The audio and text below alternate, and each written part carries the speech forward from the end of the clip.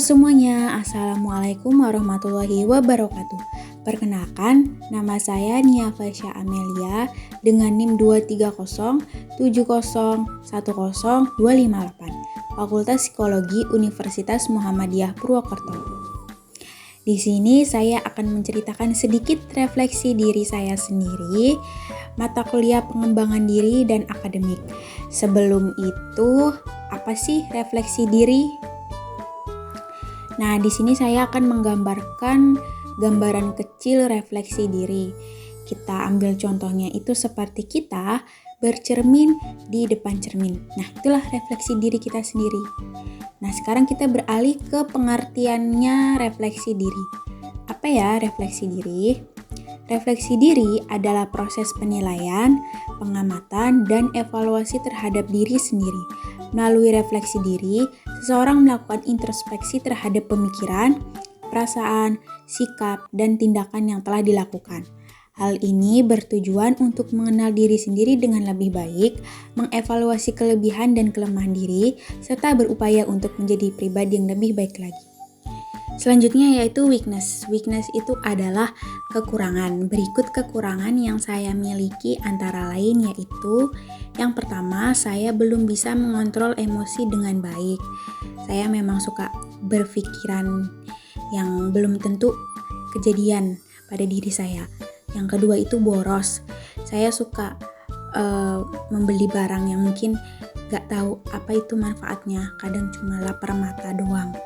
Yang ketiga, kurang percaya diri. Yang keempat, manajemen waktu yang kurang baik. Yang kelima, pelupa. Nah, sekarang kita beralih ke solusinya. Solusi yang pertama itu menurunkan ego ketika berhadapan dengan orang lain.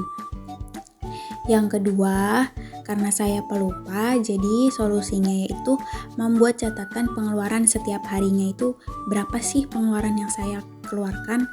Yang ketiga, karena saya kurang percaya diri, jadi saya meyakinkan diri saya sendiri bahwa saya tuh bisa dengan cara saya sendiri. Yang keempat, menggunakan teknologi dan aplikasi. Nah, kan zaman sekarang sudah modern. Pasti ada dong aplikasi yang seperti mengingatkan kita untuk memanajemen waktu yang lebih baik lagi. Yang kelima, membuat agenda dengan sticky note agar tidak lupa. Selanjutnya yaitu strength. Strength adalah kelebihan. Berikut kelebihan yang saya miliki yaitu yang pertama, saya bisa menjadi pendengar yang baik karena saya lebih suka mendengarkan dibandingkan bercerita. Yang kedua, saya senang mempelajari hal baru. Apapun itu yang belum saya ketahui, saya senang. Jadi saya excited untuk menyambutnya. Yang ketiga, saya mudah tertawa. Hal kecil pun saya, walaupun menurut orang lain itu tidak lucu, tapi menurut saya itu lucu. Jadi saya tipe orang yang mudah tertawa. Yang keempat, bisa menyesuaikan diri dengan lingkungan. Yang kelima, saya memiliki rasa empati dan gampang kasihan dengan orang lain. Nah, berikut ini adalah cara untuk mencapai keberhasilan belajar. Yang pertama, menetapkan tujuan yang jelas akan memberi motivasi dan fokus dalam belajar. Yang kedua, buat jadwal belajar yang teratur dan konsisten. Yang ketiga, memanfaatkan alat bantu. Alat bantu belajar itu banyak sekali ya, seperti handphone, buku, apalagi sekarang udah ada AI yang mempermudah kita dalam belajar. Yang keempat, jika ada hal yang tidak mengerti atau ragu, ajukan pertanyaan kepada dosen atau teman sekelas.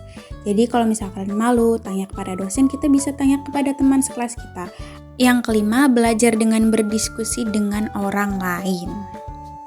Yang terakhir yaitu tujuan belajar di perguruan tinggi. Yang pertama, meningkatkan pengetahuan dan keterampilan, memperluas pengetahuan di bidang yang kita minati, dan meningkatkan keterampilan yang diperlukan untuk karir atau kehidupan sehari-hari. Nah, tujuan yang kedua nih, dasar banget nih, mencapai gelar akademik. Nah, siapa sih yang gak mau punya gelar di belakang namanya? Pasti semua orang mengimpi-impikannya dong. Nah, gelar ini dapat meningkatkan peluang karir dan membantu pintu menuju pekerjaan yang lebih baik. Yang ketiga, ini pasti juga dasar ya, karena kalau perguruan tinggi itu kita fokus ke satu titik.